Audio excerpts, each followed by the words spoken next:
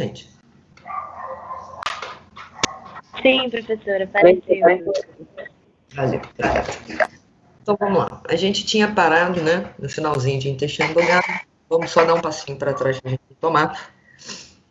A gente viu que o intestino delgado ele podia ser dividido. Podia não, ele é dividido em 3 porções: duodeno, jejum e ilho. Primeiro segmento duodeno.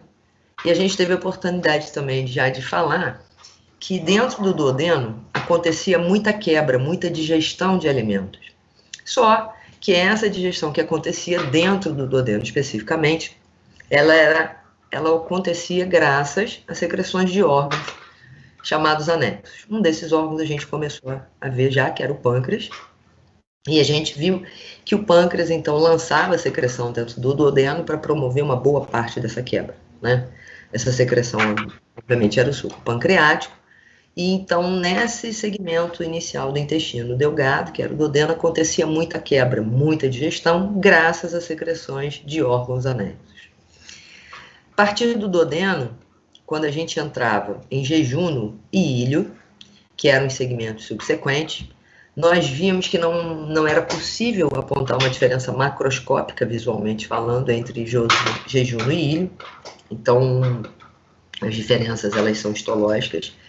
E aí a gente se atinha, então, a tratar isso como uma estrutura única, cuja principal função era, a partir do trânsito do bolo, nesse segmento de jejum e ilho, promover o que a gente sabe que é a absorção de nutrientes, aqueles, no caso, que foram quebrados lá no duodeno, através daquelas secreções de órgãos anexos. Muito bem. O final do intestino delgado, que é o ilho, ele vai se unir ao intestino grosso. Eu não lembro se a gente chegou a falar das 3 principais diferenças que a gente podia apontar entre intestino grosso e delgado, falamos? Sim. Falamos. Obrigada. Que aí, então, só recapitulando, para quem perdeu, que no intestino grosso existiam 3 características que eram bastante evidentes e que nos facilitavam em diferenciá-lo desta forma das alças de jejum no ilho, principalmente, né? Porque o duodeno tem uma posição mais diferenciada. Essas 3 características, então, eram a presença dos áustros, que também podem ser chamados de saculações, a presença de 3 tênias, que são 3 faixas musculares que se estendem por todo o intestino grosso, e ainda a ocorrência dessas pequenas projeções de peritônio que contém gordura no seu interior, geralmente, que são chamados de apêndices omentais ou apêndices epiplóicos. A gente chama de por um nome ou por outro, né? Tanto faz as 2 denominações. E essas 3 características, elas só eram presentes e só eram visíveis no intestino grosso. Ok. E, se eu não me engano, a gente parou aí, não foi?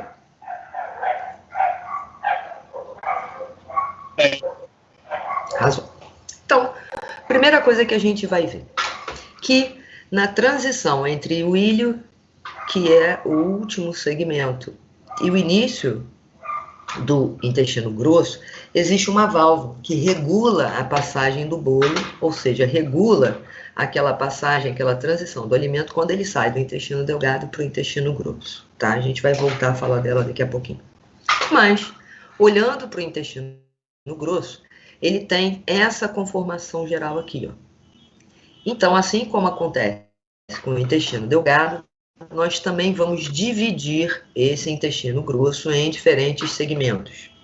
O primeiro segmento do intestino grosso, que é onde chega o ilho, né, onde o ilho vai se encontrar, é uma porção mais dilatada, como a gente observa nessa figura aqui, e essa porção inicial do intestino grosso é chamada de seco, tá? Não é seco ao contrário de molhado, não. É seco e escreve com C, C-E-C-O, que é o primeiro segmento, então, do intestino grosso, o seco. Quando puder, vocês me avisam. Pode ir, professor. Depois do seco, nós vamos encontrar uma sequência, então, de colos, C-O-L-O. Que colos são esses? Quando eu olho para esse intestino grosso, inicialmente ele parece um U de cabeça para baixo. Então, esses colos receberam esses nomes em decorrência do trânsito que o bolo percorre. Então, a partir do seco, eu vou ter um colo ascendente, depois um colo transverso e um colo descendente. Então, voltando lá. Seco, colo ascendente, tá subindo, né? Depois um colo transverso e depois um colo descendente. Seco, colo ascendente, colo transverso, colo descendente. Depois do colo descendente, nós encontramos um colo que ele é curvo, ele lembra a letra S, e por isso ele é denominado de colo sigmoide. Escrevi aí no chat, tá?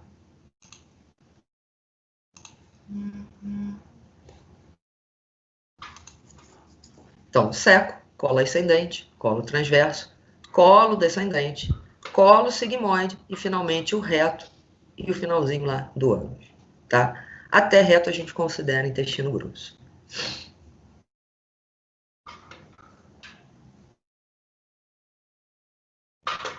O que vai acontecer com esse bolo no intestino grosso? Os nutrientes, eles são absorvidos nas alças do intestino delgado, principalmente jejum no ilho, né? Tem até alguma absorção no duodeno, perdão, mas é pouca. A especialidade, grosseiramente falando, do duodeno é a digestão. Então, a maior parte da absorção realmente acontece nas alças de jejum no ilho, de nutrientes.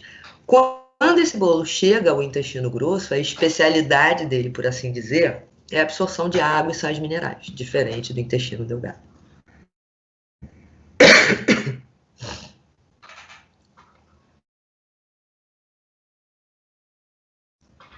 Como eu falei para vocês, aqui no seco, né, na transição entre o ilho e o seco, existe uma válvula reguladora da passagem de um bolo do intestino delgado para o grosso.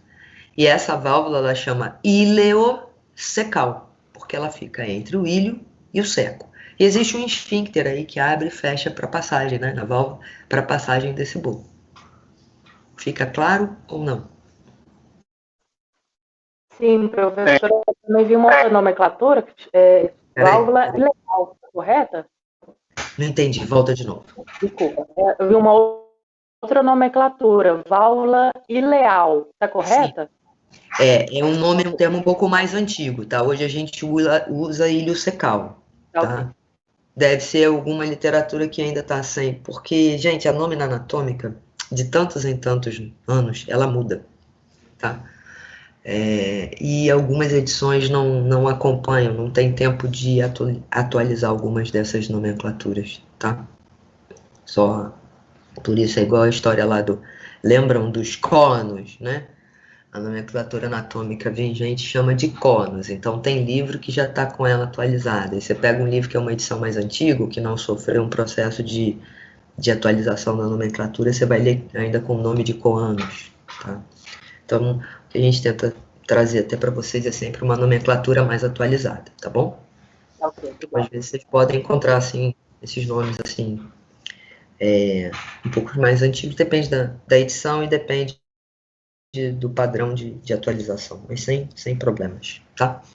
Na dúvida, só perguntar que a gente vai acertando as arestas. Obrigada. Nada, amor. Então, que porção é essa aqui? Seco. Seco ou molhado? Brincadeirinha. Essa aqui. Essa aqui. Essa é o sigmoide? Colo sigmoide, perfeito. Colo sigmoide. Aqui. Transverso, não. Colo transverso e aqui colo Descendente. E esse aqui? Ascendente. Esse é o ascendente. Colo ascendente, razão. Então,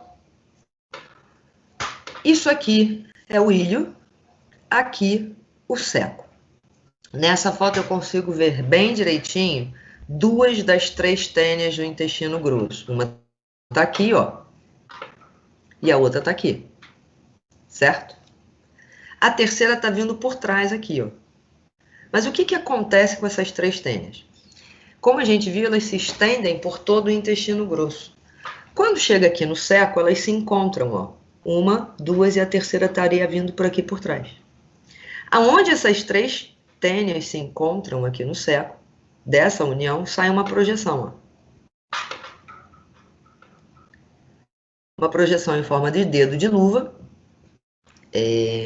que muitas vezes pode, nessa projeção, se instalar um processo inflamatório e, quiçá, infeccioso, desenvolvendo um quadro que todos vocês com certeza já ouviram falar, que é a famosa apendicite. Não? Duvido que já não tenha ouvido falar, né? Tem gente aí que até já operou. Esse apêndice, vocês podem encontrá-lo na literatura com 2 nomes. Ou ele pode ser chamado de apêndice vermiforme, que parece um verme, o que eu pessoalmente acho horroroso, o nome, né? Ou uma coisa muito lógica. Esse apêndice está se projetando a partir de que parte do intestino grosso? Do seco. Então, ele é chamado também de apêndice secal. Vocês vão encontrar na literatura com os 2 nomes, tá? Ou apêndice vermiforme, em forma de verme, ou apêndice secal. Existe uma controvérsia muito grande, não se chegou a um acordo ainda do porquê que existe esse apêndice vermiforme. Alguns autores afirmam, alguns pesquisadores afirmam que ele seria um vestígio de uma evolução intestinal, dentro de uma evolução filogenética, né, entre as espécies. Outros dizem que no período embrionário ele já teve uma utilidade, mas ainda não muito certa, e que aí ele seria um remanescente embrionário. E tem gente que brinca e diz que ele serve para dar dinheiro para cirurgião geral, né? Quando ele infecta e tem que ser operado. Então, assim, mas não há um consenso na literatura, nem dentro dos estudos de pesquisa, o porquê da existência e o que realmente seria essa projeção que ficou aí, né? Por assim se dizer. Tá? Podemos ir? Sim. Podemos. Uma coisa interessante, eu acho que eu cheguei a conversar com vocês a respeito dos sufixos, não? Que seriam indicativos de cada órgão? Não conversamos sobre isso? Conversamos. Sim. E aí uma coisa interessante que a gente também pode pensar, pode não ser um assunto muito agradável de se falar, mas que tem um cunho científico bastante interessante, é que a gente começa a entender por que quando a gente tem diarreia, a gente muitas vezes, as diarreias de um modo geral, são quadros muitas vezes tão debilitantes, né? Se eu tenho uma diarreia oriunda, né, de uma alteração ou de uma patologia, o que quer que seja, dentro do intestino grosso, ela vai ser capaz de promover uma desidratação significativa. Por quê?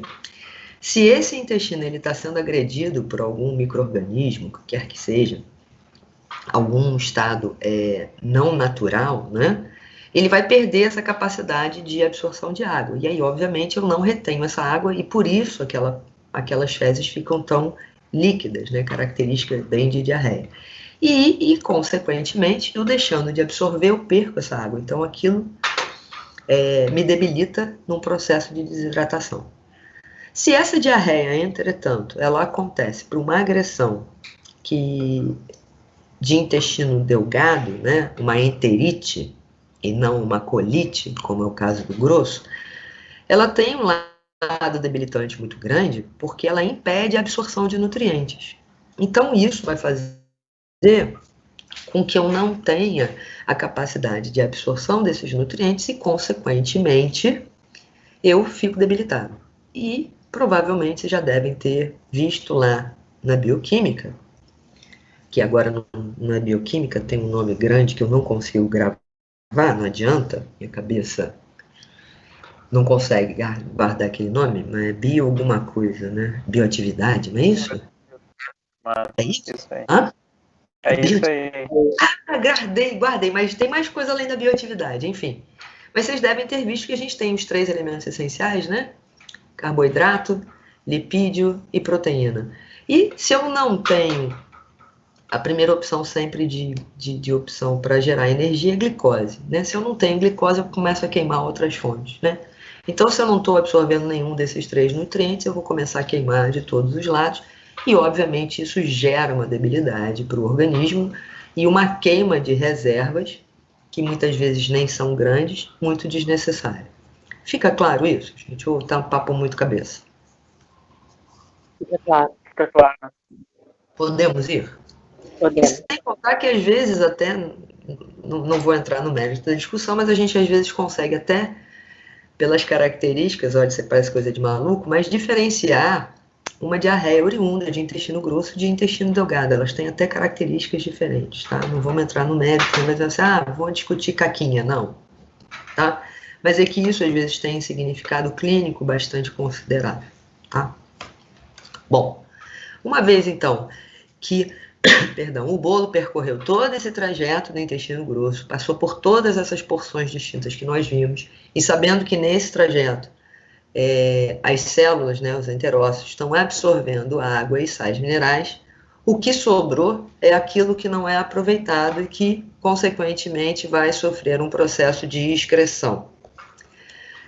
Essa excreção, feita sob forma de fezes, vai chegar, né, o bolo final, o bolo fecal, já após essa absorção, ao reto para ser expelido via esfíncter anal. Muito bem. A gente já tinha mencionado, ou não, minto, perdão, uma relação aqui das duas pelves, de uma pelve masculina e de uma pelve feminina, mostrando as diferentes relações viscerais do reto em homens e em mulheres.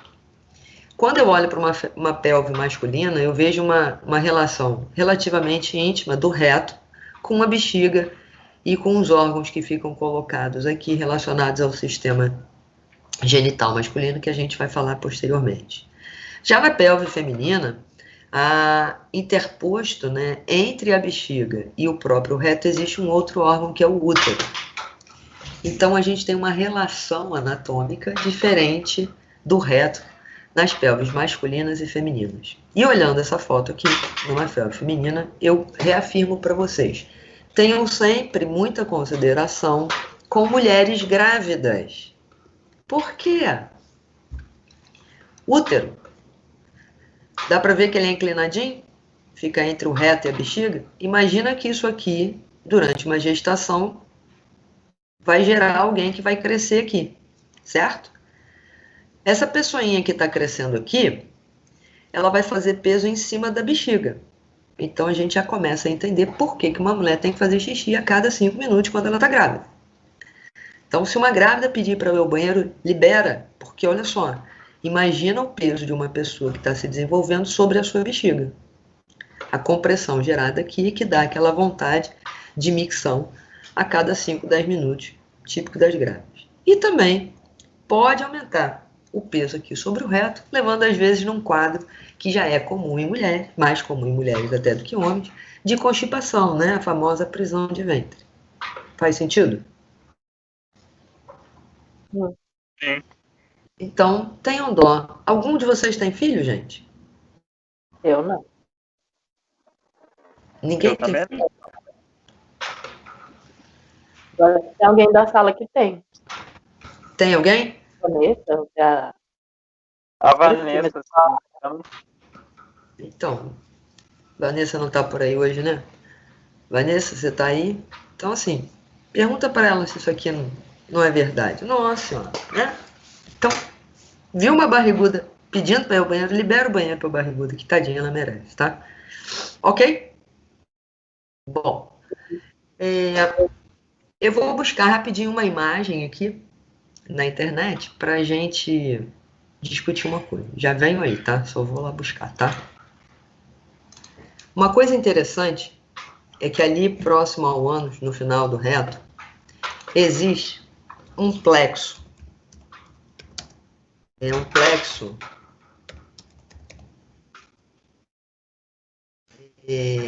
formado, na verdade, por um grande número de veias.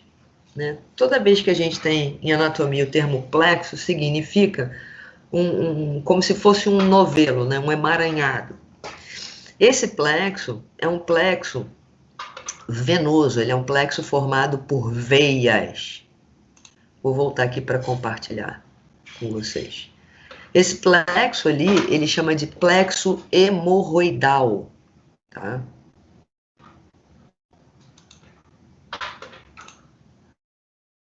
Apareceu para vocês aí uma tela do Google? Sim. Então, vem para cá. Tá aqui o reto, tá? Lá embaixo, o esfíncter anal, um corte nessa região vai mostrar isso aqui, um grande emaranhado de veias. Olha a quantidade de veias que tem aqui. Uma quantidade considerável, né? E aí a gente vai abrir algumas considerações. Primeiro, a presença desse grande número de veias viabiliza o fato da via retal poder ser utilizada como via de absorção de alguns medicamentos. Tanto que existe uma forma de apresentação de medicamento que vocês devem saber, que são os supositórios. Tá? Por que que é eficiente?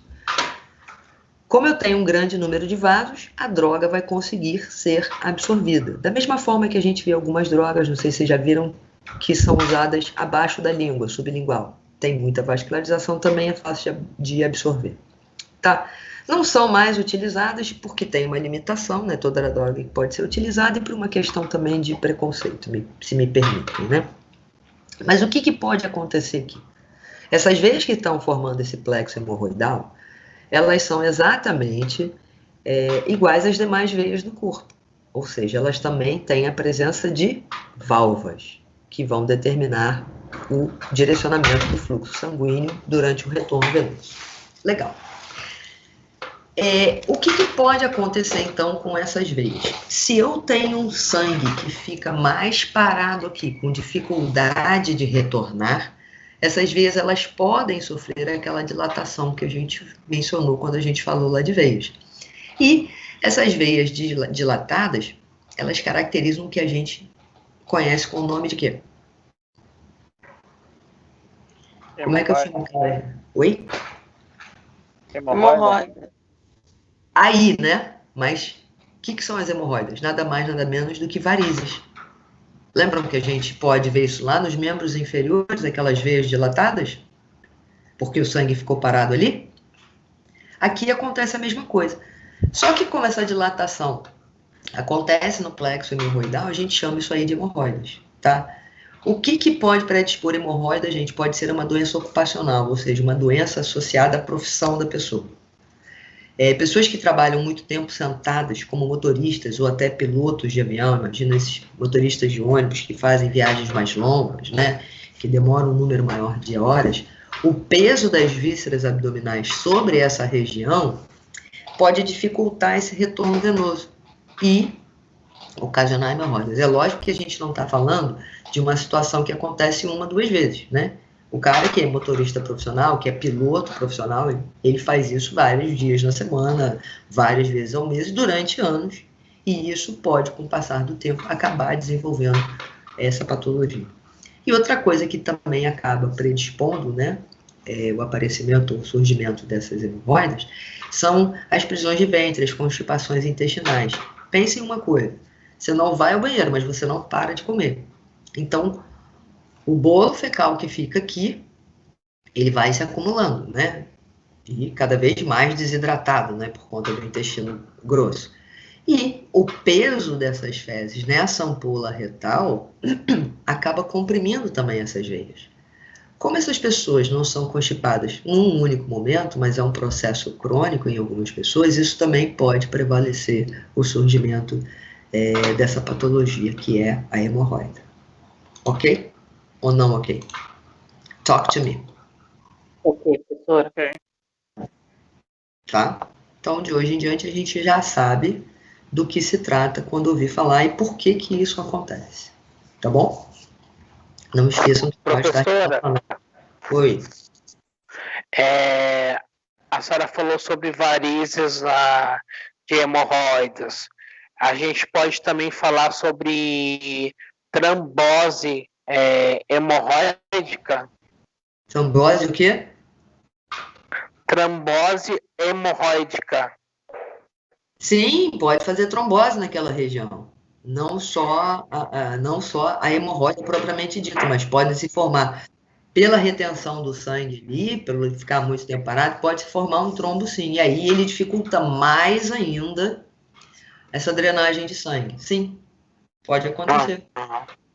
Tá? É um quadro um pouco mais agravado, né? Mas que normalmente não é tão crônico quanto a hemorroida, Marlon. É uma forma mais aguda do que crônica, né? Porque o trombo ele se forma esporadicamente, ele não é constante, tá? Vocês sabem a diferença quando a gente fala de um quadro agudo para um quadro crônico, não?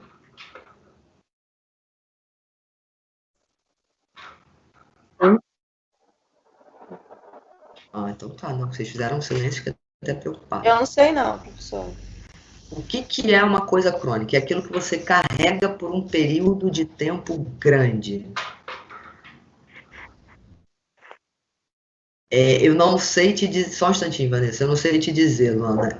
Sempre ouvi essa história também, né? Antigamente, o calor ele tende a ser um vasodilatador, tá? Mas eu não sei se seria suficiente para isso. Antigamente, as pessoas até alegavam isso. Eu não sei se vocês são dessa época que o motor, uma boa parte do motor dos ônibus ficava ali na frente, do lado do motorista.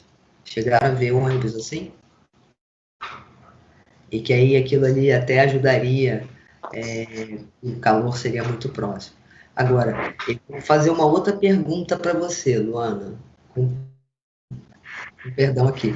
No Rio de Janeiro, você consegue ficar sentado num lugar quente?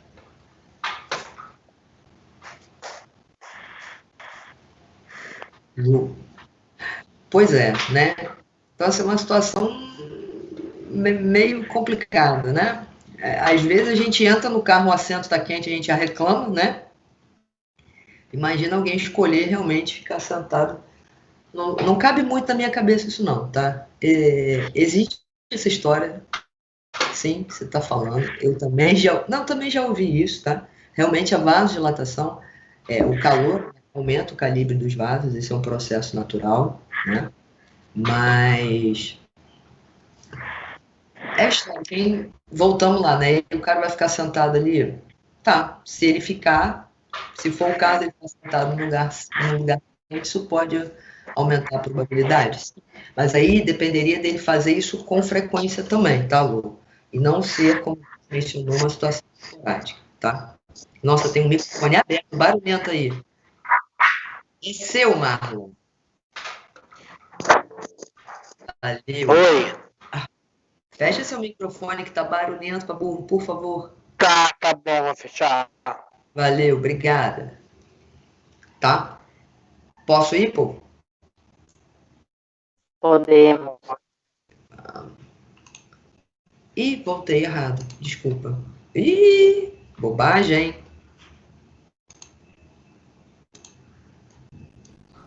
Eu não sei nem o que vocês estavam vendo aí.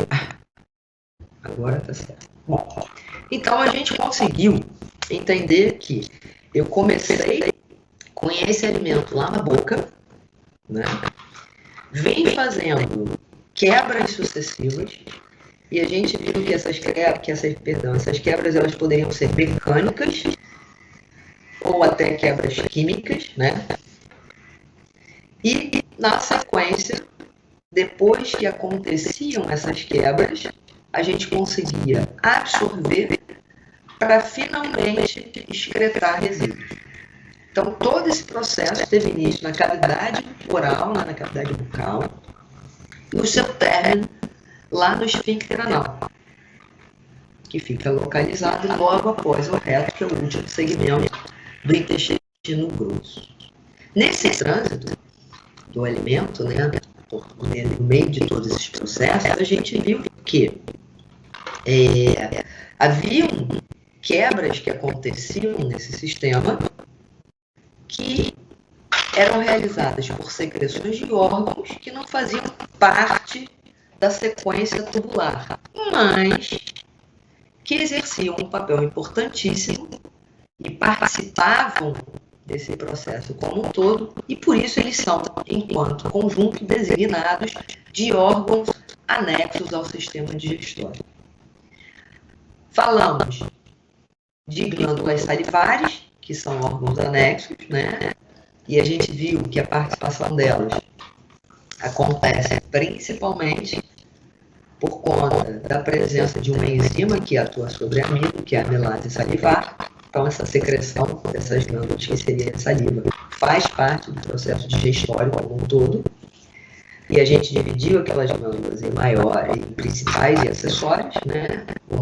Quais eram as principais mesmo? Quais eram as glândulas salivares principais? A parótida e a submaxilar. E morreu. Parótidas, E submaxilares. Submandibulares e sublinguais. Então, esse era o pacote, tá? Além das glândulas salivares, existem dois órgãos cujas secreções também estão envolvidas nesse processo. Um a gente já até viu, né, por uma relação anatômica íntima com o duodeno, que era o pâncreas, e o outro é nosso amigo fígado. Então, fígado e pâncreas, a gente vai voltar a falar um pouquinho deles agora. Mas, antes da gente falar de fígado e pâncreas, eu tenho uma pergunta para vocês. Que pergunta é esta?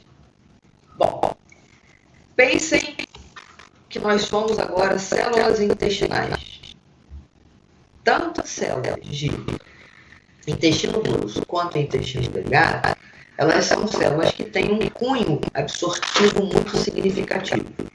Verdadeiro ou falso? Verdadeiro. Arrasou.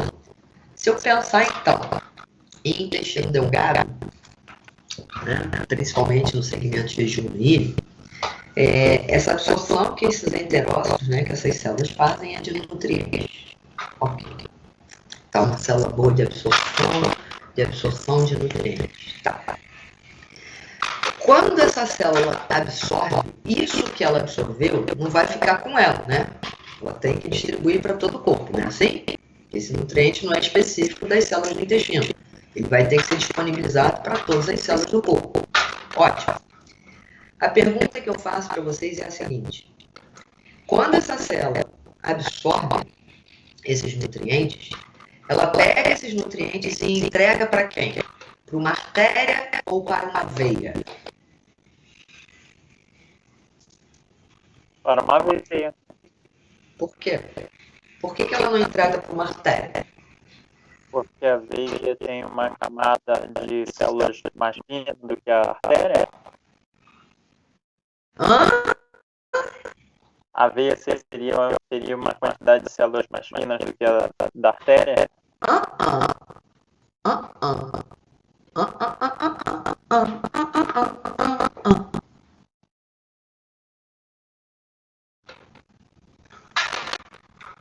Como é que acontece? Fala. É porque a veia ela vai ter a capacidade de fazer a distribuição, não? Para as outras, para as artérias menores? Como é que veia vai distribuir para a artéria, Vanessinha? Eu não posso ter mistura desse sangue. Posso? Não, perdão.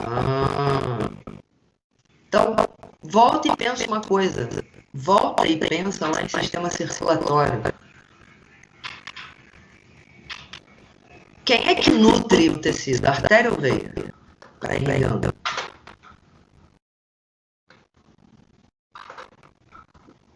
Quem é que irriga? Artéria ou veia? Artéria.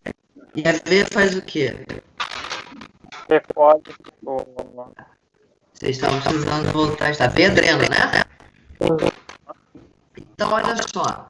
O que eu absorvi, eu vou entregar para quem está me alimentando ou para quem está me drenando, que é tirando alguma coisa dali? Para quem está te drenando. Então, todos esses nutrientes absorvidos por essas células intestinais, eles vão parar nas veias que drenam os intestinos. Sim ou não? Sim. Tá? Ok. O princípio que a gente viu foi aquele. Artéria chegando e a veia tirando o que aquela célula não precisava. Uma célula dessa absorveu, ela nem ela dá conta. Então, eu vou entregar, para quem está tirando as coisas daqui de mim, que são as veias que drenam. Foi? Então, essa drenagem vai acontecer pelas veias, lindo e maravilhoso. Isso vai me fazer chegar à seguinte conclusão. Todo o sangue que é drenado, né, desses órgãos, dos intestinos, até do próprio estômago, o sangue que está nessas veias, ele é um sangue rico em nutrientes, não é? Adianta eu só mandar ele para o coração oxigenar? Não. Não. O que esse sangue faz? Ele é entregue para o órgão do corpo que melhor sabe trabalhar com todos esses 3 tipos de nutrientes que nós temos no corpo, que nós conseguimos absorver. E o órgão que faz isso se chama fígado. O fígado está envolvido em armazenar a glicose sob a forma de glicogênio, não tá? Sim. O fígado consegue auxiliar na lipólise, né, na quebra de gordura. Então ele também consegue, às vezes, até guardar. E ele sintetiza proteína. Ele, melhor do que ninguém, vai ser o cara que vai dar conta disso. Então, o que a gente vê? Que todo aquele sangue que é drenado dos intestinos e até do estômago, ele se reúne, né, as veias que drenam esses órgãos, se reúnem para formar uma veia única que entra no fígado. E que é uma veia super importante, super famosa, chamada de veia porta. Vocês podem até encontrá-la com nome e sobrenome, veia porta hepática, tá? É para amarrar. Então, o sangue que está dentro dessa veia porta, ele é um sangue extremamente rico em nutrientes, porque ele está sendo drenado, ele drena órgãos como intestinos, o próprio estômago. Então, é o famoso sangue bom. Esse sangue que está aí dentro é tão bom que a veia porta ela é uma exceção. Ela é a única, ela é uma veia que, apesar de ser veia, ela nutre um órgão. E no caso é a veia porta. A veia porta ela nutre o fígado. E a gente agora consegue entender como uma veia pode nutrir um órgão. Especificamente, aí, no caso da porta, ela nutre porque o sangue que está dentro dela é riquíssimo em nutrientes. Para que vocês tenham uma ideia, a veia porta é responsável por 70% da nutrição do fígado. Os outros 30%, quem faz é uma artéria. E esses 30% que a artéria faz são os 30% do oxigênio, que isso a veia não consegue oferecer. Que isso realmente ela não tem. Fica claro isso? Por que apesar de ser uma veia, ela consegue nutrir? Porque ela tem isso aí. E ela realmente, repito, é responsável por 70% da nutrição do fígado. Tá bom?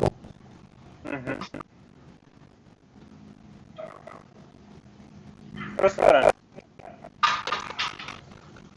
Oi. Professora. Seria por isso, então, que o parasita da esquistossomose fica na veia porta hepática? O que tem?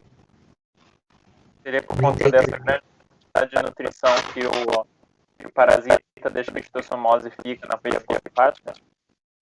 Não necessariamente por isso, eles têm tropismo, né? Vamos lá, vou te dar um exemplo. Alguns micro-organismos, eles têm tropismos por determinada... Tropismo é como se fosse um ímã, né, que puxasse por determinadas áreas ou tecidos. Vamos usar um exemplo bem atual. Covid, né?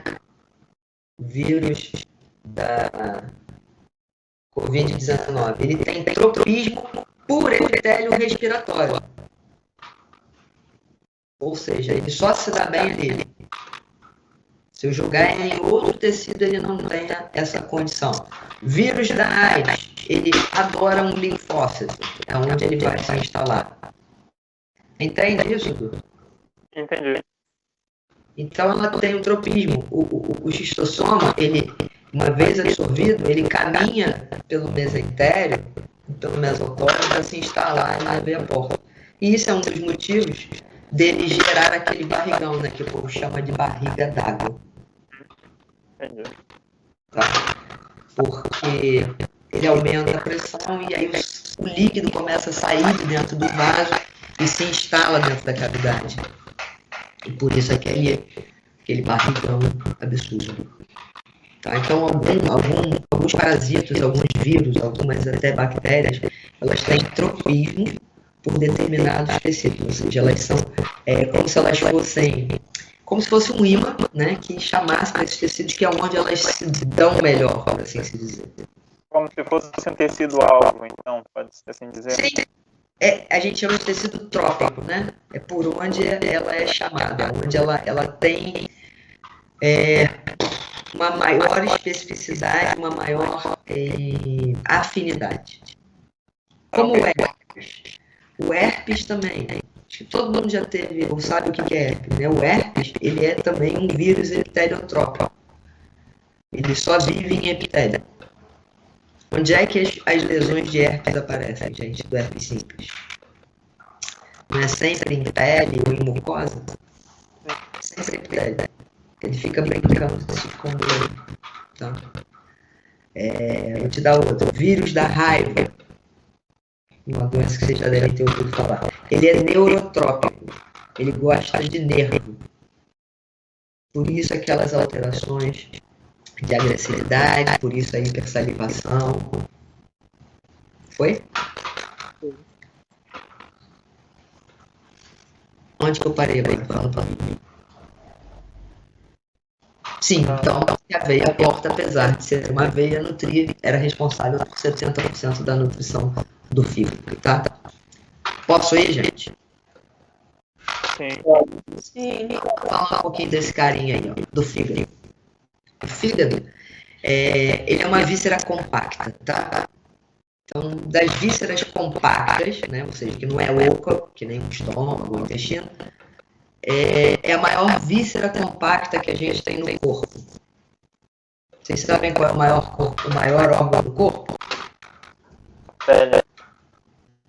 A pele, né? Então, só que a pele não é um órgão compacto, né? Quando a gente fala de órgão compacto, o de maior dimensão é até de maior volume, é o nosso amigo fígado. Ele fica localizado dentro da cavidade abdominal e ele mantém uma relação muito íntima aqui, ó, com esse músculo aqui que é o diafragma. Fica coladinho no diafragma. Tá? E, além disso, ele fica na região superior direita do abdômen. Cadê você, filho? Ops, já passei direto. Aí ele aqui, ó. Ele fica na porção mais superior e mais à direita do abdômen. Lembrem que é por isso que a gente tem aqui a flexura cólica direita ou hepática, né? Ele está encaixadinho aqui. Ok? E, além disso, ele é um órgão lobulado, ou seja, ele é dividido em lobos. Eu tenho aqui uma vista anterior do fígado e aqui uma vista posterior do fígado. Na vista anterior, eu consigo ver nitidamente dois lobos. Esse aqui, ó, e esse aqui. E uma estrutura que os divide. Dá para ver? Esse maior aqui é o lobo direito e esse um pouco menor é o lobo esquerdo. E essa estrutura que os divide é um ligamento. Então eu tenho o lobo direito e o lobo esquerdo numa vista anterior, separados por esse ligamento aqui, que é o ligamento falciforme.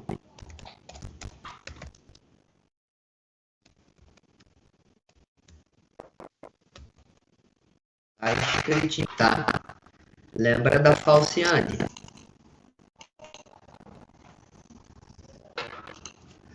Os outros lobos hepáticos eu só consigo visualizar numa vista posterior. Então, na vista anterior, o lobo direito e esquerdo, demais a divisão dele, ligamento falciforme, que é essa faixa aqui. Tá legal? E o que é isso aqui? O diafragma. Show. Quando eu observo uma vista posterior do fígado, vocês agora vão me ajudar, que eu me esqueci. Que lobo é esse aqui?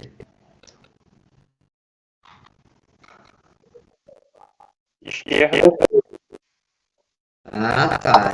Que bom que vocês refrescaram a minha memória. E esse aqui? Direita.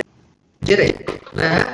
Isso em que eu virei, eu estou olhando ao contrário. Então, numa vista posterior, eu continuo vendo lobo direito e esquerdo também, mas aí eu vou ver os outros dois lobos do fígado. O primeiro, né, ou melhor dizendo, o terceiro que eu posso visualizar, é esse aqui, ó. Ele parece um quadradinho e por isso ele é chamado de lobo quadrado. Pela própria forma dele.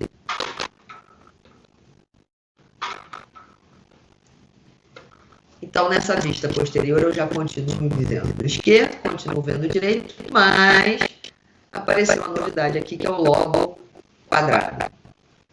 E vejo também o quarto e último lobo hepático, que é esse aqui, ó. Esse lobo, ele é um pouco menor, mas ele tem uma morfologia interessante, porque ele faz uma projeção aqui, ó, para se unir com o lobo direito, tá vendo?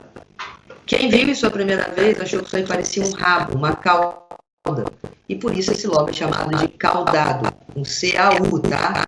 Não é com L de doce, não. Lobo caudado.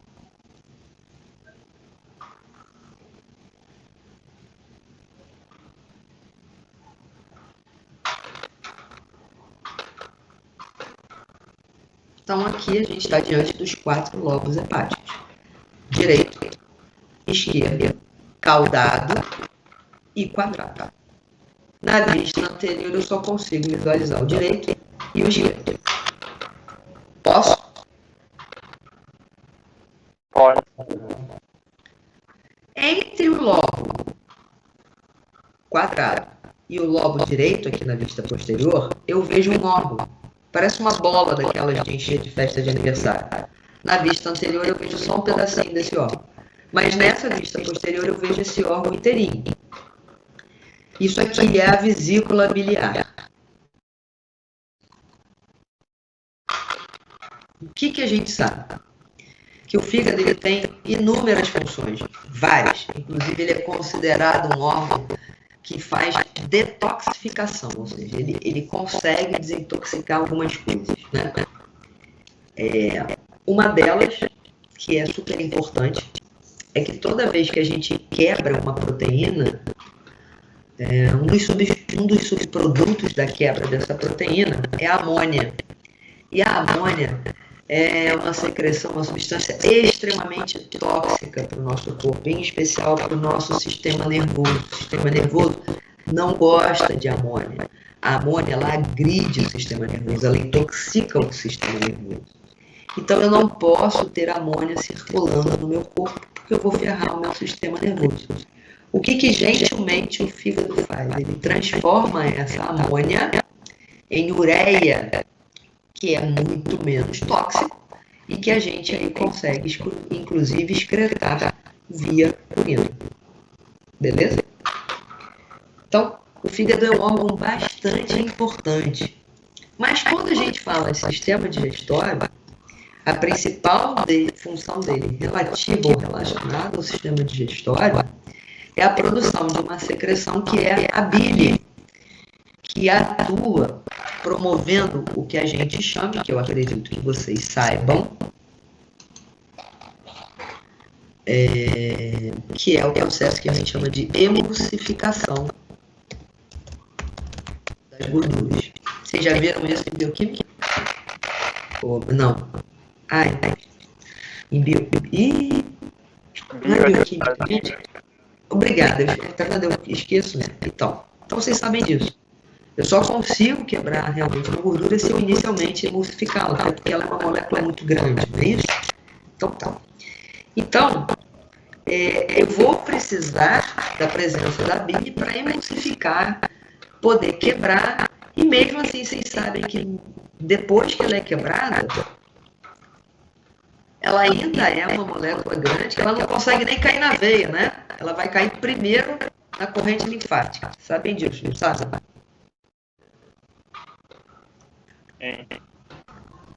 Né? Então, de tão grande que ela é um quilômetro porque o produto não ainda é uma molécula suficientemente grande para inicialmente levado para a corrente linfática, onde se aí associada a proteínas, vai gerar aqueles colesteróis, né? LDL, depois a coisa LDL, e aí normal o intestino. Ok. Então, esse processo de intoxicação ele é importante, ele tem que acontecer, eu espero que ele aconteça. E quem vai trazer essa intoxicação é a bile, que é produzida pelo nosso amigo fígado. O que o fígado faz, na verdade? Ele produz a bile, e toda essa bile que ele produz, ele manda para a vesícula biliar para ficar armazenada na vesícula biliar. Então, a vesícula biliar ela é um armazenador de bile. Só que tem uma coisa. Enquanto essa bile fica armazenada na vesícula, ela também aumenta a sua concentração de ácidos biliares. Então, a bile que sai da vesícula, ela tem uma concentração de ácidos biliares maior. Ela é mais eficiente na hora de intoxicação do que uma bile que sairia direto do fígado. Sim ou não? Ótimo. E aí eu pergunto para vocês. Vocês conhecem alguém que já tenha sofrido uma cirurgia para remoção de vesícula biliar? Sim. Eu vou aí, então, fazer uma aposta com você de que essa pessoa ela pode comer gordura. Mas se ela faz uma ingesta maior, né, como a gente brinca, se mete o pé na jaca, ela fica com uma ingestão mais dificultada, mais lenta. Pode fazer sentido? Não. Inclusive, a minha amiga meu operou e fala que o corpo dele passava toda a vida toda. Nunca mais ficou. Igual. Nunca mais ficou. Esse amigo meu que operou a vesícula, ele disse que não consegue segurar mais o cocô. Ficou nervoso. Exatamente. Talvez ele esteja precisando dar uma regulada, procurar uma orientação nutricional para regular um pouco a dieta, viu, Aline? Porque o que acontece? Esse cara, né? Fica claro, né? Se ele não consegue quebrar essa gordura, ela não vai se quebrar, não vai ser absorvida, ela continua. Eu não sei se vocês não vão lembrar isso. Há um tempo atrás, os caras lançaram um medicamento chamado Xenical, que era emagrecedor, que ele atuava assim, gente, não absorvia, só que o povo fazia a perna mágica, né? E aí as pernas vinham cheias de gordura, até a toreia, que a gente chama. Muito mal o negócio, ficou pra tomar remédio. Assim, o que vai acontecer? Não é que ele não tenha bile, né? Ele tem bile, ele vai produzir bile, tudo certo. Só que aquela bile, como ela não é tão concentrada, ela não é tão eficiente ainda. Ela vai demorar um tempo maior para agir, comparado com aquela que ficou ali, aumentando a sensação dos ácidos biliares. Fica claro isso ou não? De vida. Sim. Tá. Então é possível viver? Claro que é possível viver. Lógico que aí a gente vai ter algumas situações, não adianta querer comer gordura demais. A gente depois conversa com ele. Tem alguma coisa em termos nutricionais, sim. Tá. Não adequada. De repente, inferir a gesta de fibra, tentar segurar mais isso. Tem algumas coisas que a gente consegue retardar um pouco, porque não está com a gente. Tá. Logo aqui acima do lobo quadrado, eu vou encontrar três estruturas que ficam juntinhas. Essas três estruturas, o conjunto delas, formam uma coisa que a gente chama de tríade, porque são três, portal. Tríade portal, ela é formada por três estruturas: uma artéria, uma veia e um duto bilífero, né? Que é um duto que carrega bile. Vamos lá ver essas carinhas. Que veia vocês acham que é essa aqui?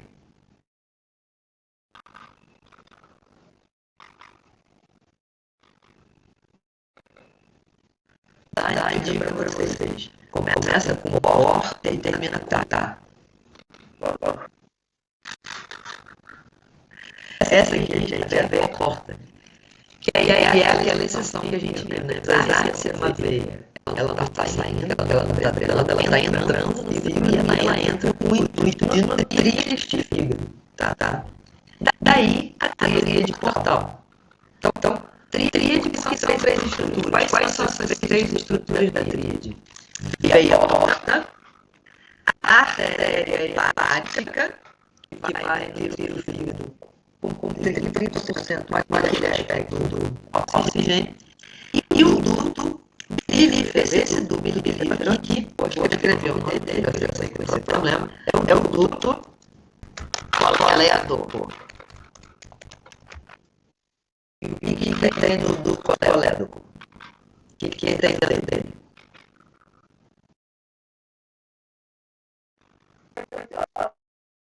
Bem, perfeito. O que tem dentro do duto colédoco é bem. Ele é um duto bilífero, tá? Deve ser. Achei. Então, lá. Tríade portal. A veia porta, artéria hepática e duto colédoco.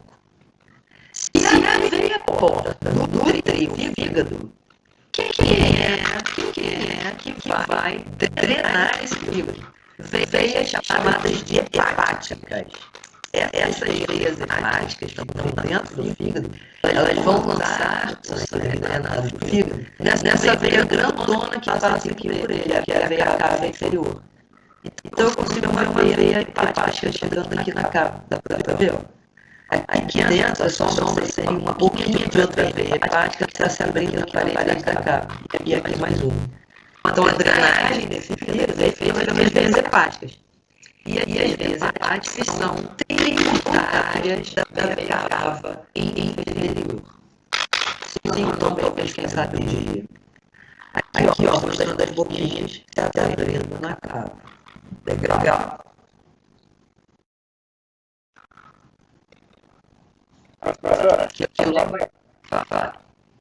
Então é por isso que o nível de CO2 em capilares do fígado são tão baixos. Isso. Entendi. Foi. Aquelas questões que a gente discutiu semana passada que eu falei sem entender. Foi. Tá? Se você olhar o carinho da porta ali da série, você vai ver isso. Tá. Quem é esse aqui? Logo esquerda. E esse? Logo esquerda. Quadrado.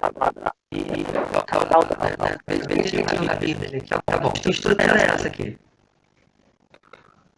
Beleza, e aqui é a cava inferior, né? Tem que abrir a cava para ver as boquinhas dela chegando aqui. Na foto a gente viu uma vai sair secada. Isso aqui seria fachada, tá? Tá bom? Imagina que é uma tubulação passando um cano que acaba e vários caninhos pequenos chegando nela. O que é isso aqui?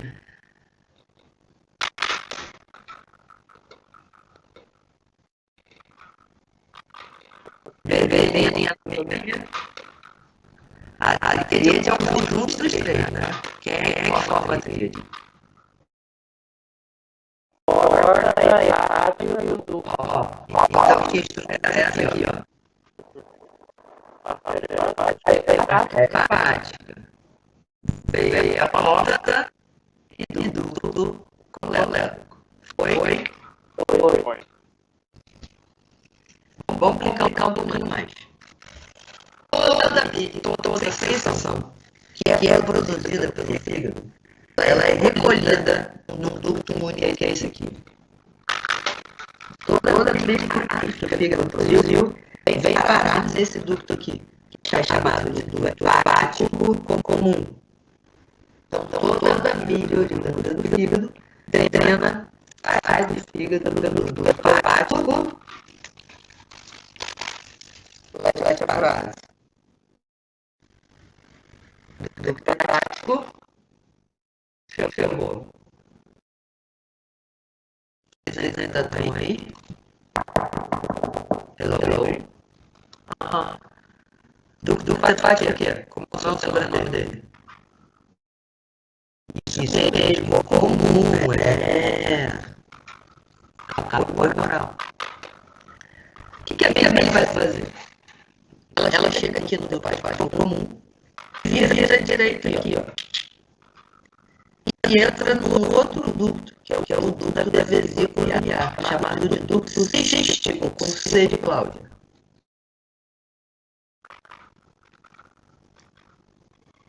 Se a gente olhar lá na porta para ver ele aqui, ó. O ducto hepático comum e aqui o ducto cístico. Então ele vem por aqui, faz a curva e fica guardadinha dentro da vesícula. Certo? Professora, na chat estão pedindo para você repetir a função da veia hepática. Da veia hepática, drenar o fígado. A veia hepática drena.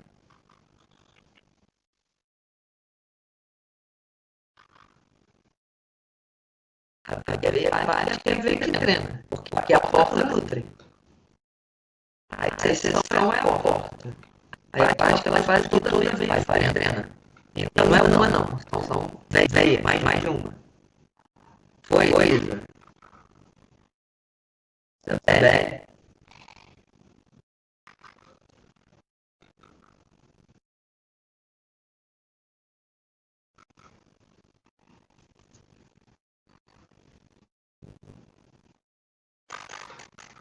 Hepático comum, né? Cístico, que é o da vesícula.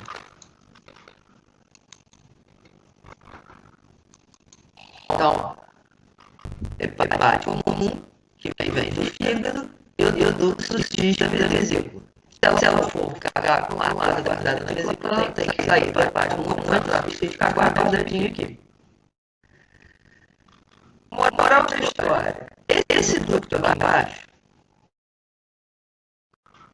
ele é formado pela união do hepático comum com o cístico, né? Então esse novo ducto que se forma aqui pela união dos dois hepáticos com o cístico é que é, na verdade, o ducto colédoco. Se eu perguntasse agora para vocês, como é formado o ducto colédoco, o que vocês responderiam? A união do cístico com o ducto comum. É hepático comum. Hepático e cístico. Não. Ducto hepático comum e cístico só. O sufixo cístico é de vesícula biliar.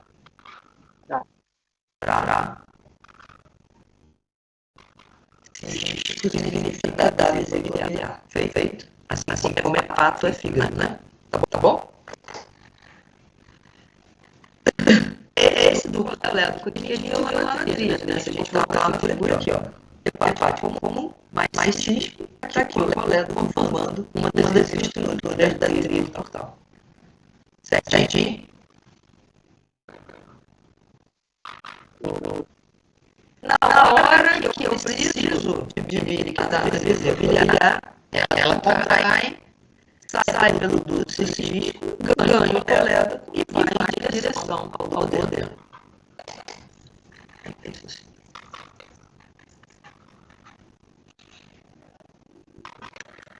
Essa trilha ela tem que ser acessada lá no duodeno.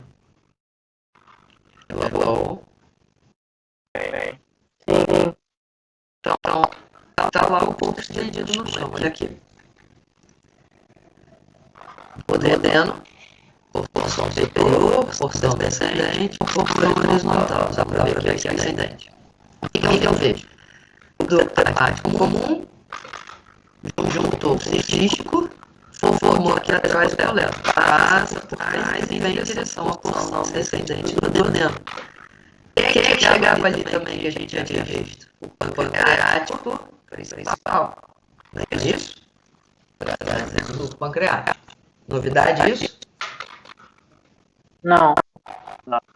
O que vai acontecer? Esses dois ductos, eles se juntam, ó, e formam uma dilatação. Moral da história, essa dilatação aqui, ela é formada pela união desses dois ductos, tá? Um que vem com a secreção do... Qual é o órgão que produz a bile? Fígado. E outro com uma secreção que vem do pâncreas. Então, pronto. Essa estrutura dilatada aqui, formada pela união desses dois ductos, é chamada aqui, ó, de ampola hepatopancreática. Por quê? Porque ela é formada por um ducto que vem do fígado, hepato, e outro que vem do pâncreas, pancreático. Então, a união dos dois forma a ampola hepatopancreática.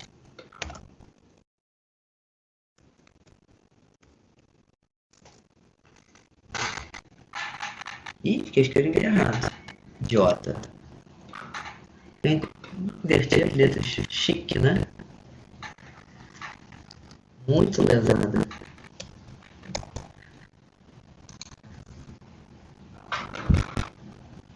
Foi? Agora deixa eu ver se eu escrevi certo. Escrevi.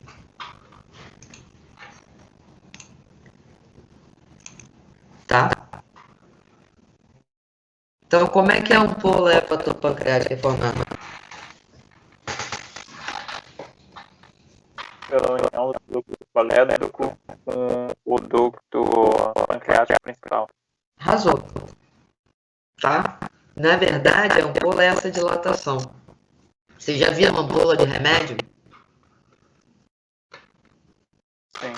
Que ela tem aquela pontinha mais fina e depois ela é dilatada? Né? Ampola é dilatação naturalmente, tá? Quem já viu fazer vidro sabe do que eu tô falando. Você sopra e faz aquela ampola, né? Aquela dilatação. Então, o nome dela tem tudo a ver. Ampola, que é dilatada, hepatopancreática pela união dos dois ductos.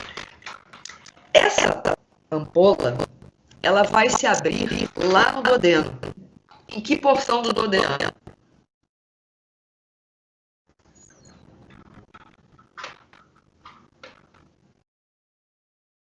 Que porção do duodeno é essa aqui, gente? Descendente. Descendente, né? Então, essa ampola, ela se abre na porção descendente do duodeno.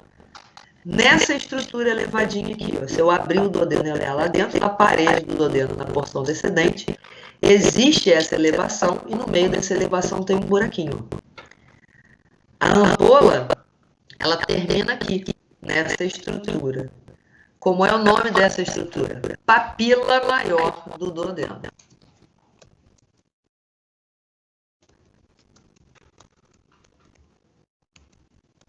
É onde termina a ampola.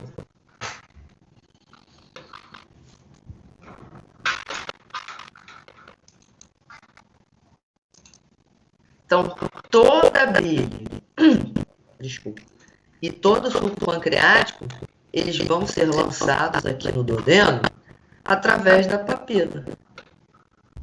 E quem é que termina na papila? A ampola pancreática, hepatopancreática. Por que tem que ter essa papila? Porque aqui nessa papila tem um esfíncter que regula quando é que tem que abrir para lançar bile e suco pancreático. Tem um momento exato, né? Então, a papila ali com o esfíncter é que vai regular a abertura para lançar esse conteúdo dentro do duodeno. E, obviamente, a gente depende de sinalizações para que isso aconteça. Tá bom?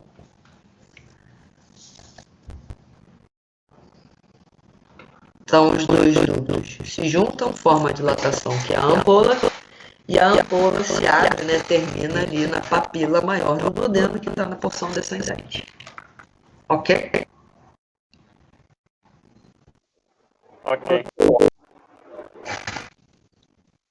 Tá aqui, ó. A ampola e a papilazinha aqui, ó. E os dois ductos se juntando. Colédoco com o pancreático principal.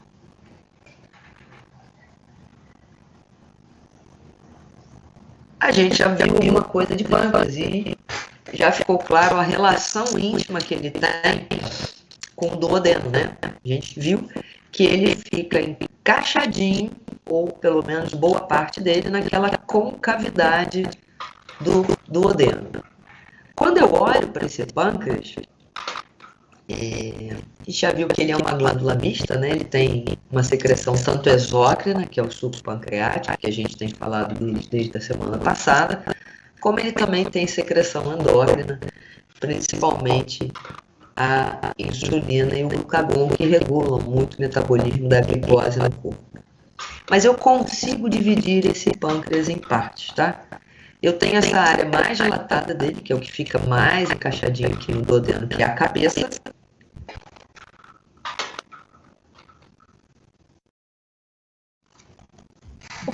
Desculpa. Caminhando para o lado esquerdo, né, em direção ao lado esquerdo, depois da cabeça eu tenho essa área mais estreita aqui, que é o colo, C-O-L-A-L-O. Depois o corpo e essa ponta aqui mais afunilada, que é a cauda. Então eu tenho cabeça, o colo, o corpo e a porção mais afunilada, que é a cauda. Quando eu olho nessa foto, eu vou ver que a cauda do pâncreas, ó, que está mais para o lado esquerdo, ela fica em íntima relação com esse órgão aqui, que é o baço. Tá? Então, do lado direito eu tenho o fígado, do lado esquerdo o baço. O pâncreas, gente, ele está passando atrás do estômago aqui, ó. Se eu tivesse que pontilhar, estão vendo aqui o início do duodeno? O C vai fazer assim, né? O pâncreas, ele está passando aqui por trás do estômago até chegar ao baço. Tá? Para eu enxergar o pâncreas, eu tenho que tirar o estômago da frente. É o que está feito aqui, ó. Cortei aqui em cima, tá vendo? Ó, esôfago, fundo do estômago. O estômago foi cortado aqui, ó. E lá no início do duodeno, para mostrar o pâncreas. Se eu devolvesse o estômago, ficaria desse jeito aqui. Eu não vejo o pâncreas, porque o pâncreas está posterior a ele. Fica claro ou não?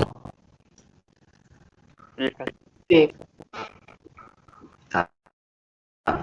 É um órgão importante pra caramba a beça, tá? Ó, a relação dele aqui, ó, com o nosso amigo baço. E aqui eu vejo, ó, o ducto colédoco passa posteriormente aqui para vir para essa posição junto com o pancreático. Então, o ducto colédoco ele também vem posterior. Que veia é essa aqui? Veia porta. Isso. E essa artéria? Hepática. Então tá aqui a nossa tríade portal, que a gente viu lá no fígado. Isso aqui em cima é o fígado rebatido, tá? Vocês lembram? Provavelmente vão lembrar. Acho que um ator chamado Patrick Swayze, o cara do Dirty Dancing, da versão original. Sabem quem é? Fez Ghost também. Sei que ele morreu, caiu do cavalo. Não, negativo. Não. Não foi ele não, caiu do cavalo? Não, O Super-Homem. Ah, Christopher Reeve. é o outro mais bonito que ele. Quem que é mais bonito? Quem que é mais bonito, Vanessa? Superman, caiu do cavalo.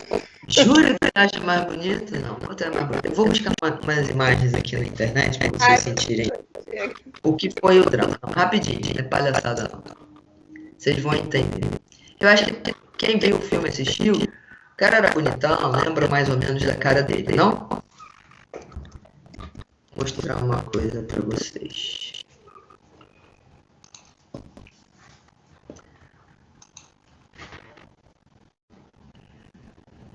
Tá. Vou refrescar a memória da Vanessa agora, quer ver? Vanessa, era esse bonitão aqui. Vocês estão vendo aí, gente? Agora. Bom, Sim, vou mostrar vamos. pra vocês que apesar da idade, como é que esse cara morreu, tá? Ele foi simplesmente definhando, gente. Aqui, se vocês olharem, ele já tá bem mais magro. Já começou a ficar esquisito, né? Não acha? Sim. Pronto, uma trilogia. Só que essa foto aqui é de um cara que não tem 60 anos. Gordão, né? Gordão, obviamente, eu tô falando da hipocrisia, né? O que aconteceu com esse cara? Ele literalmente definhou, ele virou quase um cadáver humano, tá? Ele morreu magérrimo, ele morreu assim. Olha isso. Olha isso. O que aconteceu com ele?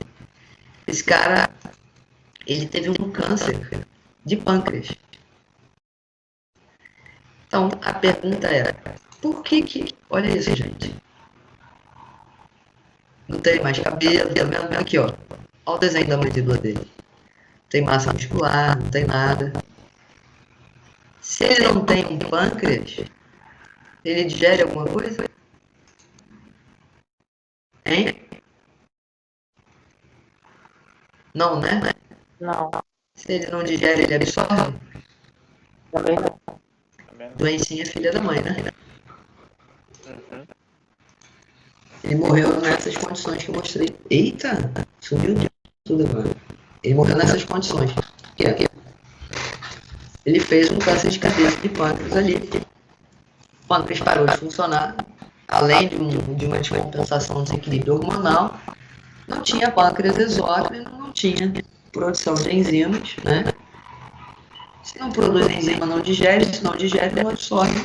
E esse foi o destino do cara. Vocês viram que ele foi simplesmente, coitado, definhando, né? E não tem o que fazer. Tá. Não falei isso para chocar vocês, não. Só para a gente ter noção da dimensão do que é se para de funcionar. Da importância funcional que isso tudo tem. Quando está tudo funcionando direitinho, lindo, maravilhoso. Mas se para alguém no meio do caminho, babou-se. Ô, professora, Oi. essa doença dele não tem cura, não tem medicação, não tem nada que possa fazer. Câncer de pâncreas. Isso mata. Câncer de pâncreas. Mata. Ele fez um carcinoma, né, que é um tumor maligno de pâncreas. Não tem cura. Nem medicação não tem. Você acha que ele durou esse tempo maior aí por conta de medicação, mas você retarda o inevitável, mano, infelizmente. É um pâncreas que não vai funcionar. Não existe transplante, não tem possibilidade de transplante, é um órgão não transplantável. Você tenta fazer algumas enzimas exógenas, né, não produzidas, mas a deficiência é fácil. Porque começa o bicho de duplo, e começa a ferrar a função hepática secundariamente. Doencinha boa, para não dizer o contrário, né? Tá? O que mais? Bom, vocês fizeram o estudo de os exercícios de digestória? Pergunta que não quer calar. A louca esclerosada colocou os exercícios de digestória? Não colocou, professor. Oi? A senhora não colocou os exercícios de digestão. Digestória não coloquei, não? Você falou que Ó, depois dessa aula de hoje não liberou ainda. ótimo. Então nós vamos fazer uma coisa. Como nós temos tempo, eu vou botar aqui agora no... Sem Vitor, nulo. Então a gente vai fazer uma coisa. Eu vou colocar agora pra gente, pra vocês fazerem o daqui, e pra vocês fazerem a gente volta. Tá bom? Ok. Então pera aí que eu vou achar ele pra botar lá. Eu vou sumir daqui, mas é que eu tô lá botando no material de estudos, tá bom? Ou não.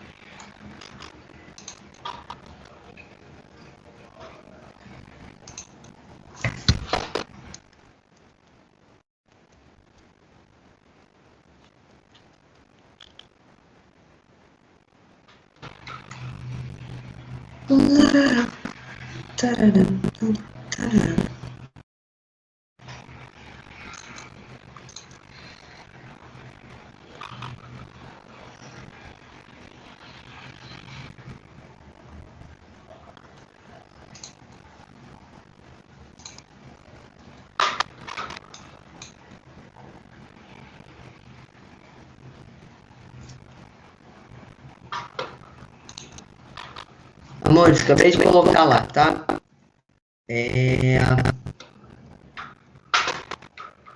5 para meio-dia a gente volta.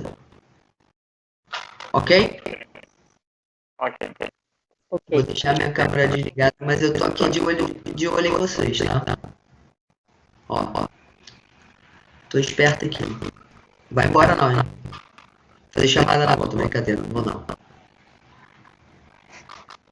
Mas faça um exercício aí agora para depois a gente discutir, tá? Até já.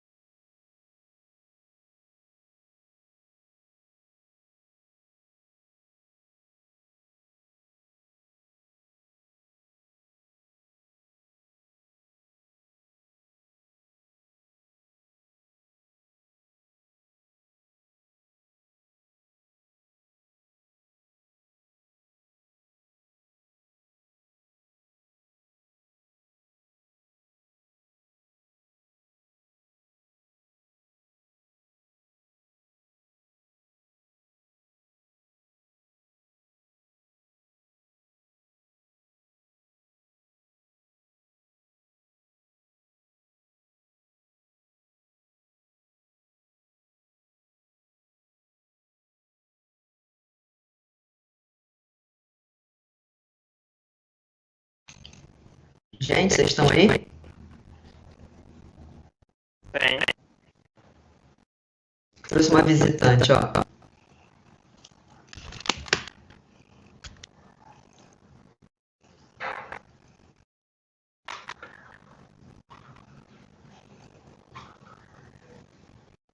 Vou assistir a aula também, velho.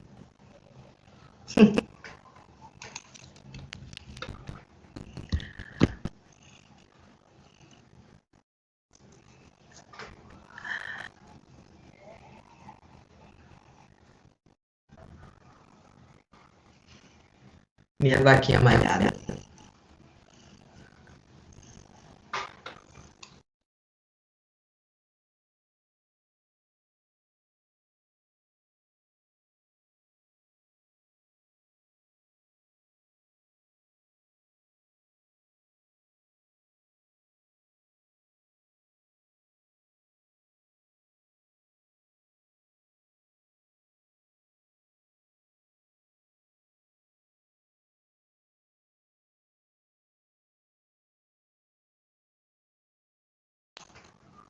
Amores, podemos?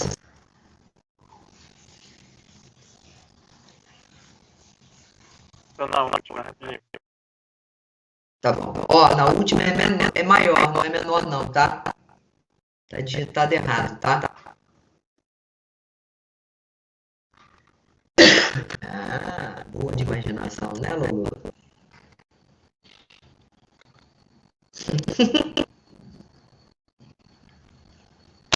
Você não cobraria algo que você não ia ter falado, né, professora? Imagina isso. Jamais. Jamais faria isso. A não ser que ele tivesse dito para vocês que era um trabalho de pesquisa, tá? Se eu tivesse deixado, ó, vamos fazer um trabalho de pesquisa, vamos pesquisar sobre isso. Caso contrário, não, não tem o menor sentido, né?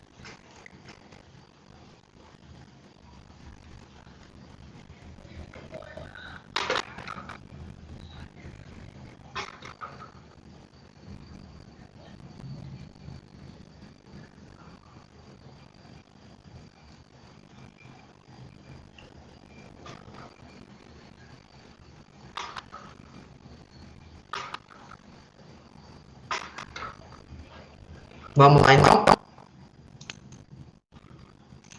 Sim. Apareceu aí pra vocês, gente? Vou aumentar um pouquinho que eu tô ficando velho e enxergo mal. Então, tá falando das glândulas salivares, né? E qual é a atuação dessas glândulas salivares no sistema digestório?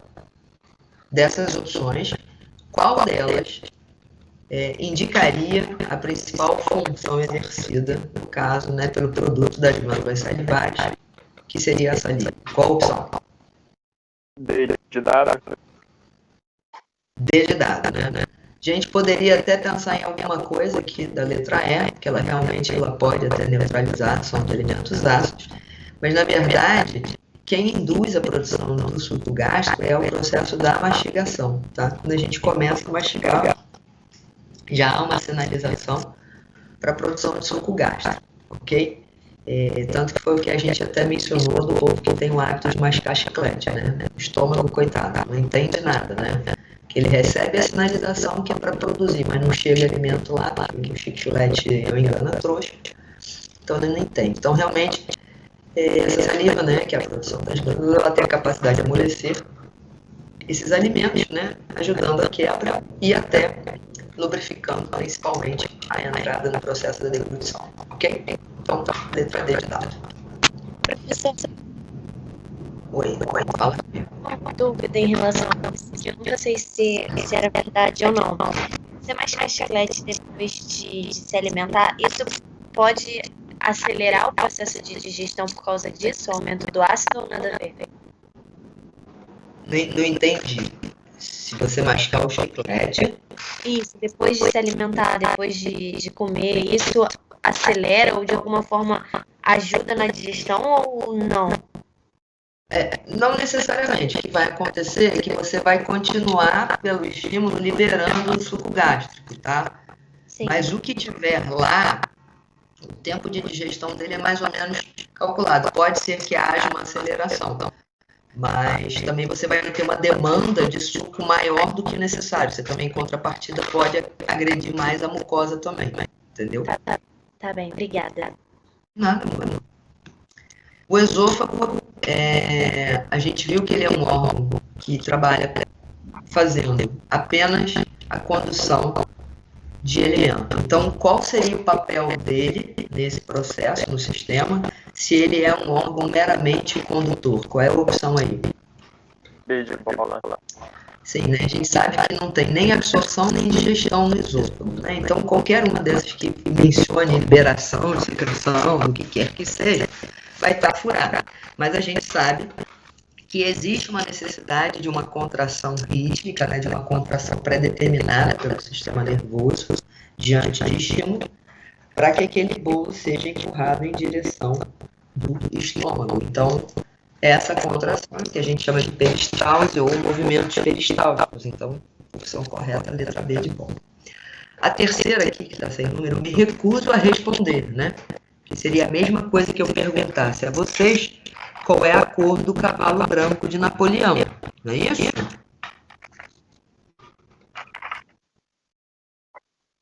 Ó, vocês nem falam, vocês nem riem, gente. Vocês não me amam. O que o pâncreas produz? Eu já quase respondi, né? Obviamente, suco pancreático, né? Essa daí tem dúvida, gente? Não. Não, né? Se tiver dúvida, eu vou até brincar, né? Faz igual o outro, né? Corta os pulsos. Não corta os pulsos, não, que é brincadeira, tá? Vamos lá, 5 frases para a gente analisar aí. O esfíncter pelórico regula a passagem do bolo do estômago para o duodeno. Certo ou errado? Certo. Certíssimo, né? A gente viu que é o tempo de esvaziamento gástrico, né? O tempo de preparar, então ele realmente é que ele vai regular essa passagem do bolo do estômago para o duodeno. A mastigação excita o trabalho do estômago. Eu acabei de falar isso, não foi? Então isso está certo ou está errado? Tá certo. Certíssimo. A bile é produzida pela vesícula biliar, certo ou errado? Errado. Muito errado, né? Se isso fosse verdade, quem tivesse uma cirurgia para remoção de vesícula biliar ia estar em sérios apuros, né? Então, ela só é armazenada na vesícula, a produção é hepática. A pepsina é uma enzima, obviamente, que atua sobre amido. Não. A pepsina é uma enzima liberada, né, pelo estômago e o objetivo dela é atuar na quebra de proteínas. Quem quebra amido é a amilase. Então, essa opção está incorreta. O suco pancreático é rico em bicarbonato. Verdade. Com certeza. Então, ficaríamos com 3 opções corretas, né? A primeira, a segunda e a quinta. Opção, letra D de dado aqui. Oi?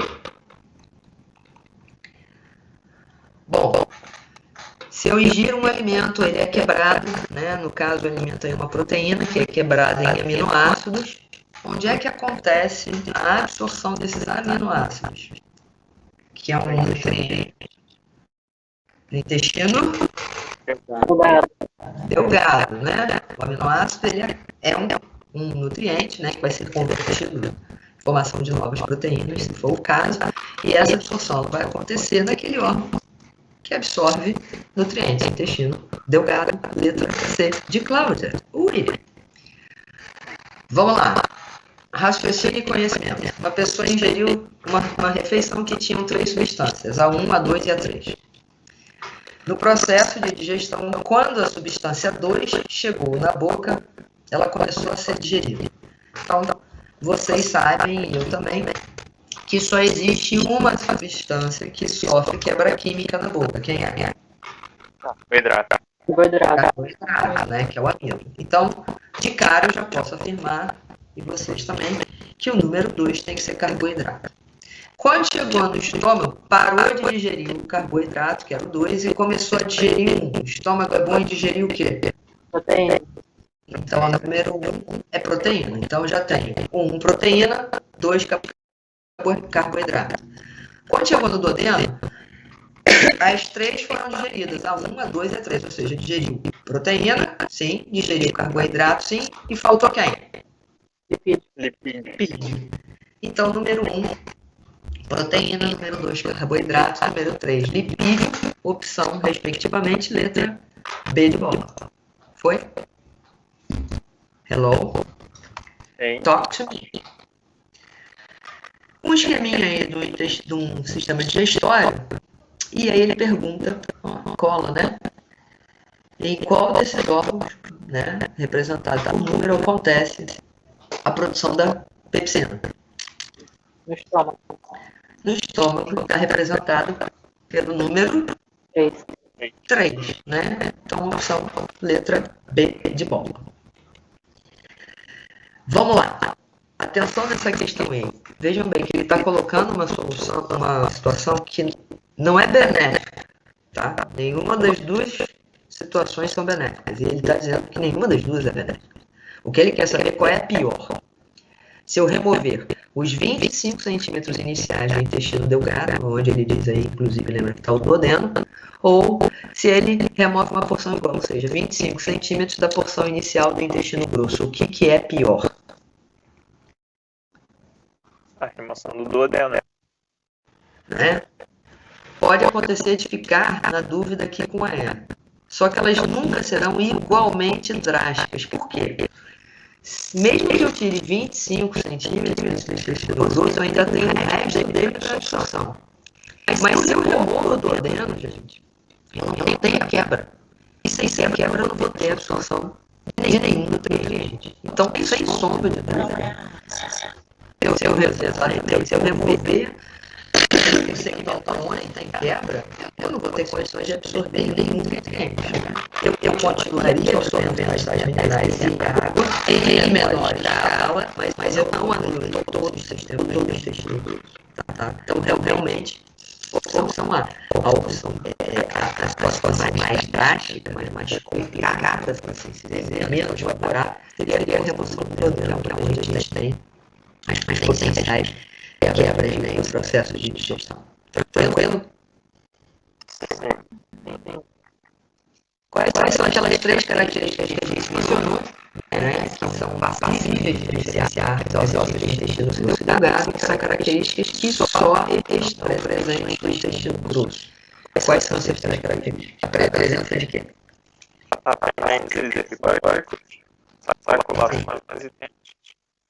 E nessa articulações atuais e a presença das 3 dentes. São 3 características encontradas apenas no intestino grosso, né? Então, há os dentes no intestino delgado. Legal? Repeteco, que eu tenho para vocês na aula, como é que é formado do colédoco. Como?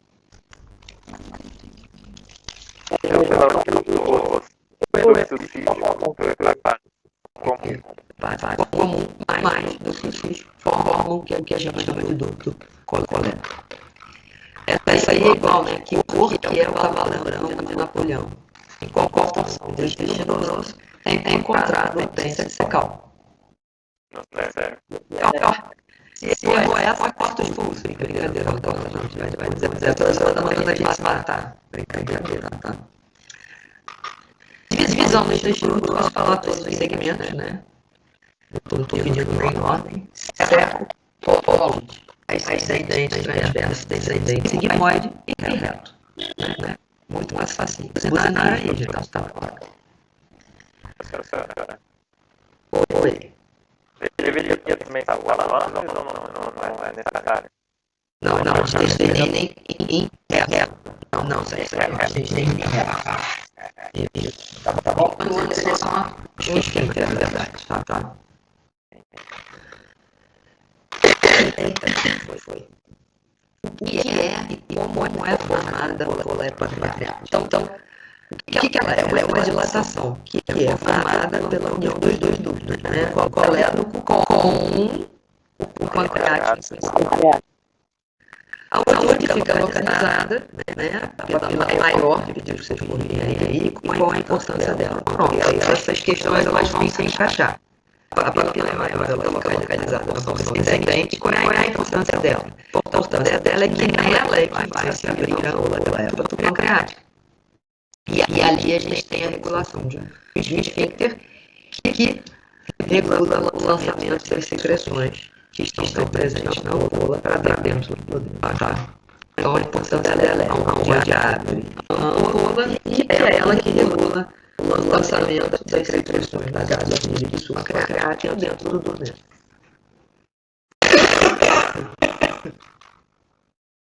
Fomos. Dúvidas? Perguntas? Professora, Oi. naquela que tem esquema do sistema digestório, O desenho. Essa aqui? naquela ela fala assim, rapidinho, deixa eu...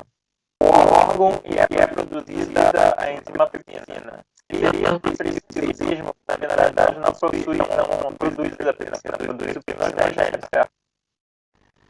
Sim. Toda enzima é produzida em forma inativa, se ela for produzida em forma inativa, ela mata a célula onde ela está sendo produzida. Seria um preciosismo, pode ver assim mesmo. Extremo preciosismo. E não seria nem só um preciosismo, mas um extremo. Porque ele não está perguntando para produzir a célula específica. Seria muito preciosismo. Entendi.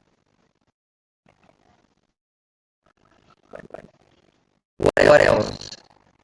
E aí agora? Mais perguntas, mais dúvidas. De vez em quando baixam os feitos aqui do nada, né? Nem sei não, é rápido. Fala comigo, gente. Vocês não vão falar comigo?